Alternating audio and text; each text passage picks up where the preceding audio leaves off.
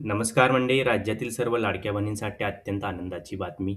मुख्यमंत्री माझी लाडकी बहीण योजनेच्या अंतर्गत सरकारने आता ई-के-वाय-सी करण्यासाठी पुन्हा मुदत वाढवून दिलेली असून त्याचबरोबर आता ऑलरेडी आपण जर के-वाय-सी केली असेल तरीसुद्धा आपल्याला इथून पुढे ही के-वाय-सी पुन्हा कशी करायची आहे या संदर्भातील सुद्धा मार्गदर्शक सूचना देण्यात आलेल्या आहेत. त्यामुळे ध्यानात ठेवा, की आपण पहिल्यांदा ई-के-वाय-सी करत असताना काही चुका केल्या असतील किंवा घटस्फोटित महिला, पतीचे निधन झालेल्या अशा महिला भगिनी असतील, तर त्यांना त्याचबरोबर काही महिलांचे लग्न नाही झाले, परंतु वडील वारले असतील, तर अशा कंडिशनमध्ये कशाप्रकारे ई-के-वाय-सी करायची आहे, याची संपूर्ण माहिती आपण आजच्या व्हिडिओमध्ये पाहणार आहोत. तर मंडळी, चॅनलवर नवीन असेल तर चॅनलला सबस्क्राईब आणि व्हिडिओ लाईक करायला अजिबात विसरता कामा नये. तर चला, आता आजच्या व्हिडिओमध्ये सर्वात प्रथम आपण पाहूया, की ही के-वाय-सी कुणासाठी आहे. तर सर्वात पहिलं जसं मी तुम्हाला सांगितलं, की के-वाय-सी करताना आपली पहिली चूक झाली असेल. आता फॉर एक्झाम्पल बघा, तिथं काय विचारण्यात आलेलं होतं सगळ्यात पहिल्यांदा के-वाय-सी करत असताना, की सरकारी योजनेत कोणी नाही असा पहिला ऑप्शन होता. कोणाला पेन्शन मिळत नाही असा ऑप्शन होता. तर बऱ्याच ठिकाणी तिथं महिलांनी नाही असं निवडलेलं होतं. तिथं होय निवडायचं होतं आपल्याला, कारण सरकारकडून ऑप्शन जो आलेला होता, की योजनेत कोण नाही. तर ठीक आहे, आपण पुढं हा ऑप्शन पाहणारच आहोत, तर सविस्तरमध्ये आपण पाहूया. तर बघा, आता नवीन पद्धतीने के-वाय-सी करण्यासाठी सर्वात प्रथम आपल्याला काय करायचं आहे, तर वेबसाईटला जायचं आहे. ही वेबसाईट असून इथं वेबसाईटला गेल्यानंतर आपण इथं नाव आहे वेबसाईटचं, मी तुम्हाला दिलेलं आहे, की लाडकी बहीण .महाराष्ट्र.gov.in या वेबसाईटवर आपण जायचं आहे. या वेबसाईटवर गेल्यानंतर आपण अशा प्रकारे आपल्याला इंटरफेस दिसणार आहे. इंटरफेस दिसल्यानंतर आपण सर्वात प्रथम इथे क्लिक करा, या ऑप्शनवर क्लिक करायचं आहे. इथे क्लिक केल्यानंतर आपल्याला नंतर पुढं डायव्हर्ट केलं जाणार आहे. तर बघा, इथं ई-के-वाय-सी मुख्यमंत्री माझी लाडकी बहीण असं विचारण्यात आलेलं आहे. तिथं बघा, आपण इथं लाभार्थी आधार कार्ड नंबर टाकायचा आहे.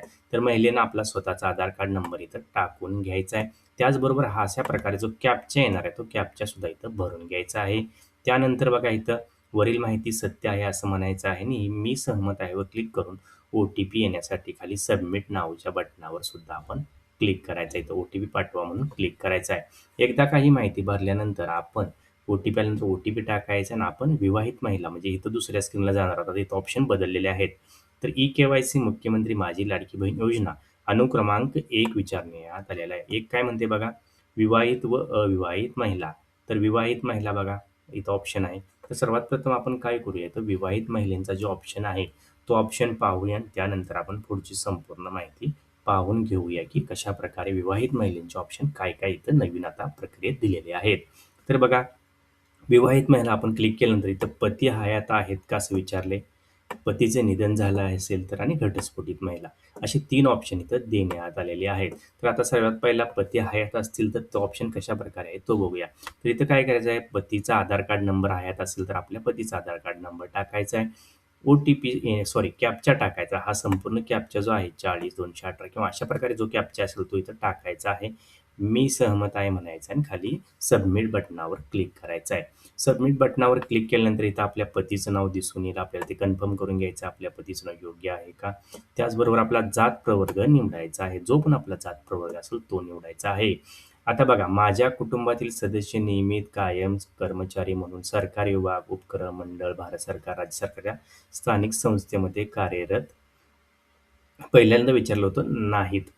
तर इथं नाही म्हणून आपल्याला निवडायचं आहे सध्या. हे आपलं कोण नाहीच ना, अशा संस्थेमध्ये आपण कोण कामच करत नसेल तर आपण इथं नाही म्हणून निवडायचं आहे. बघा, एकतर बघा, सरकारी कर्मचारी नसेल तर नाही म्हणून निवडायचं, असेल तर होय म्हणून निवडावं लागेल. आणि माझ्या कुटुंबातील सदस्य त्यांना पेन्शन वगैरे काय मिळत नाही, तर तिथं सुद्धा इथं आपण नाही म्हणून निवडायचं आहे. आणि इथं काय देण्यात आलं, इथं उपरोक्त अनुक्रमांक ए आणि बी मध्ये देण्यात आलेली माहिती खरी असून खोटे आढळल्यास माझ्यावर कारवाई होईल असं म्हणण्यात आलेलं आहे. अशा प्रकारे इथं सबमिट नावावर हे क्लिक करायचं आहे. इथं 2च महत्त्वाचे प्रश्न विचारलेत, की बाबा सरकारी नोकरीत आहे का आणि पेन्शन भेटते का? एवढे 2च प्रश्न आहेत. ते फक्त आपल्याला विचारण्यात आलेले आहेत. तशा प्रकारे माहिती भरायची आणि सबमिटवर क्लिक करायचं आहे. त्यानंतर बघा, असा मेसेज येईल, की तुमची के-वाय-सीची प्रक्रिया अगदी व्यवस्थित पूर्ण झालेली आहे. आता दुसरा ऑप्शन बघूया. ज्या महिलांचे पतीचे निधन झालेले असेल, अशा महिलांनी कसं करायचं, कशा प्रकारची के-वाय-सी करायची. त्यांनी काय करायचं आहे बघा, सर्वात प्रथम आपलं आधार कार्ड टाकल्यानंतर इथं आधार कार्ड नंबर टाकून ओ-टी-पी टाकून पतीचं निधन झालं असं ऑप्शन निवडायचं आहे. ऑप्शन निवडल्यानंतर बघा, इथं काय करायचं आहे, परत इथं पतीचं व्यवस्थित नाव सिलेक्ट करायचं आहे आपल्याला, बरोबर आले का, जात प्रवर्ग निवडायचा आहे इथं. इथे पण ऑप्शन आपण व्यवस्थित निवडायचे आहेत, जसं मी सांगेल तुम्हाला. त्यानंतर माझे पती हयात नसून पतीच्या मृत्यू दाखल्याची सत्यप्रत संबंधित जवळच्या अंगणवाडी सेविकेकडे 31/12/2025 पूर्वी जमा करीन असं म्हणण्यात आलेलं आहे आणि ही माहिती खोटी आढळल्यास माझ्यावर कारवाई होईल. तर बघा इथे सुद्धा माहिती दिली पती, वडील हयात नसलेले, घटस्फोटित असलेले संबंधित पुरावे 31/12/2025 पर्यंत अंगणवाडी सेविके